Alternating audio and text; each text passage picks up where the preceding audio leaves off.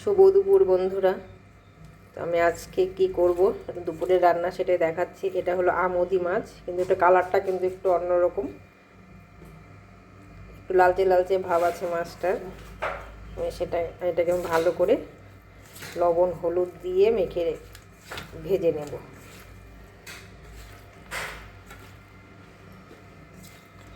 এই মাছটার আমি আজকে ঝাল করব। একটু নতুনত্ব অন্যরকম মাছ এটা।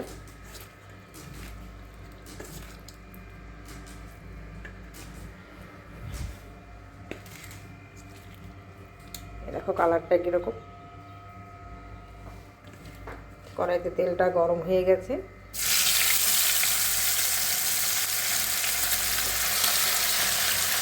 মাছগুলো আমি ভেজে উঠি।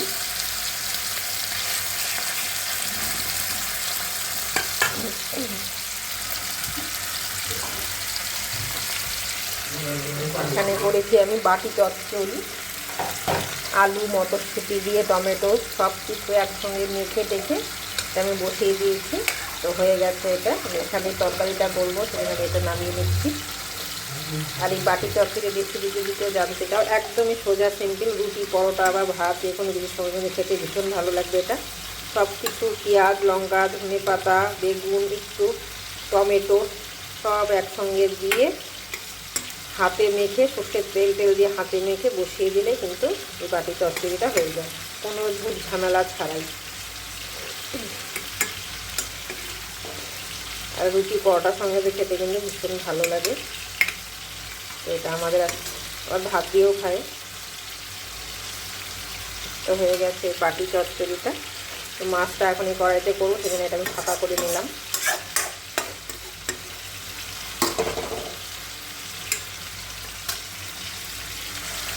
মাছের কালারটা কিন্তু একদম অন্যরকম।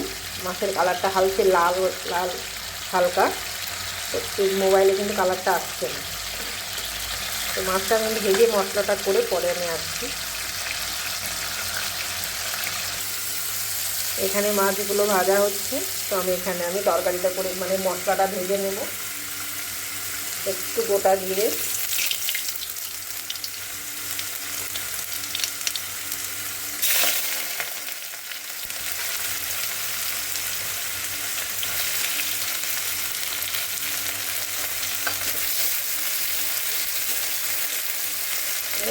পেঁয়াজটা একটু নরম হোক।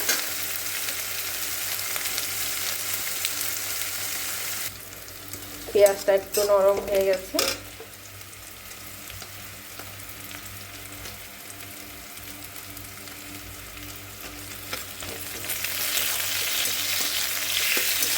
টমেটো দিয়ে দিলাম।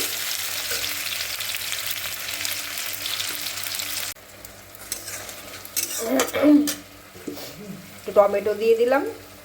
আর এখানে হলো আদা আর জিরে বাটা, আর এখানে কাঁচা লঙ্কা পেঁয়াজ, ঝালের জন্য যা লাগে সেভাবে আমি দিয়ে দিলাম। দিয়ে এখন ভালো করে মশলাটাকে ভাজা হবে। এটা ভালো করে ভাজা হবে। হলুদ লবণ দিয়ে দেবো, কেন এই মাছটা না ঝোল খেলে ভালো লাগবে না, কারণ এটা গন্ধ করবে একটা। সেই জন্য আমি এই মাছটাকে ঝাল করব ভালো করে, শুকনো শুকনো করে। কিছু কিছু মাছ আছে ঝোল করলে ভালো লাগে না।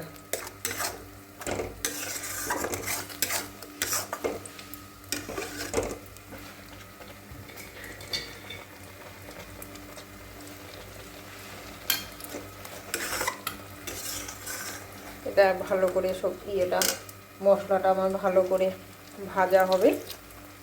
ততক্ষণ আমি এই পাশে মাছটাও হয়ে যাবে, তাহলে তাড়াতাড়ি তরকারিটা হয়ে যাবে। মাছটা ভাজতেও টাইম লাগে। এখানে এটা সবজি ভাজা হোক, সেই মশলাটা ভেজে রাখো। মাছগুলো অল্প অল্প প্রথমে বেশি দিয়ে দিয়েছিলাম কড়াইতে, এখন কম করে দিয়েছি। মাছের কালারটা কিন্তু আসছে না, কিন্তু মাছের কালারটা কিন্তু একদম কি সাদা না, কিন্তু কালারটা হলো লালচে লালচে কালার।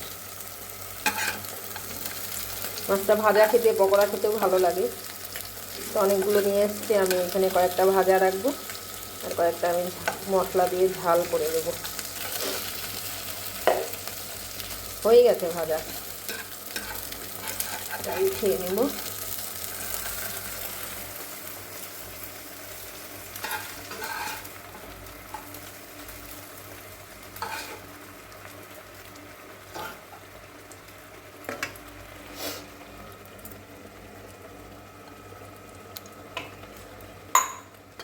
এখানে কয়েকটা ছোট ইলিশ, একটা ইলিশ নিয়েছে, এটা ভাজা খাবে, তো পরে এটাকে আমি ভেজে দেবো। এটা ডালের সঙ্গে ভাজা খাবে। ডাল হয়ে গেছে। এই মাছের ভাজা এগুলো এখন আমি মেখে রেখে দেবো লবণ।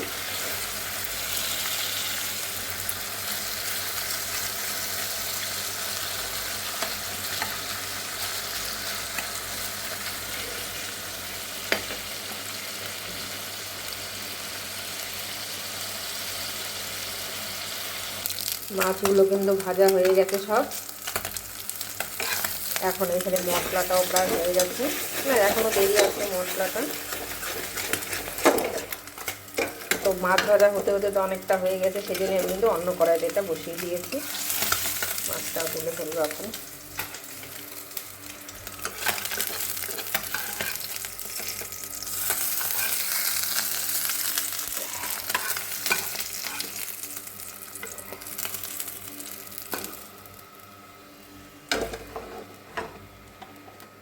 মাছ ভাজার যে তেলটা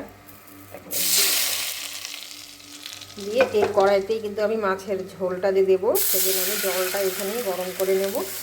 এটা গরম হোক। মশলাটা কিন্তু ভাজা হয়েছে। মশলা যখন এরকম পুরো দলা হয়ে আসবে তখন কিন্তু মশলাটা পুরো ভাজা। আর ঝালের এই মশলা ভাজাটা হলে মশলা ভালো করে ভাজা না হলে না কাঁচা গন্ধ করে, ভালো লাগে না খেতে। এখানে অল্প একটু গরম মশলা দেব। আর ভাজবো না, এটা হয়ে গেছে ভাজা। একদম মশলা দলা দলা হয়ে গেছে। এখন গরম জল করে রেখেছিলাম, সে গরম জলটা আমি এখন দিয়ে দেবো।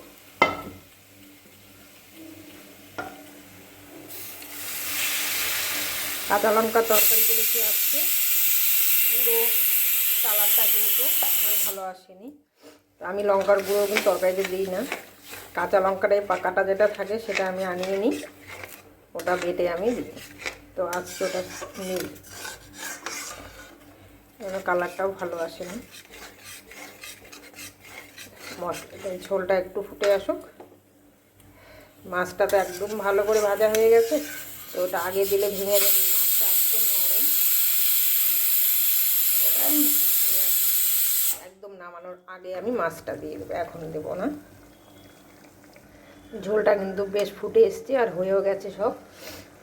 এখন কিন্তু আমি মাছটা দিয়ে দেবো।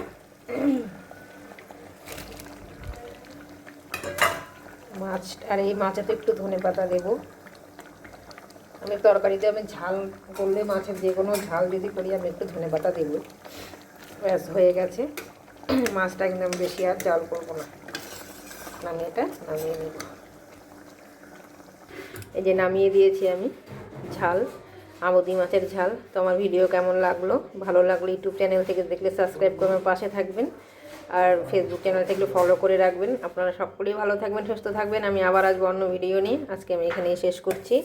নমস্কার। এই যেমন বাটি চচ্চড়ি, আরও তরকারিগুলো তো আছে। নমস্কার।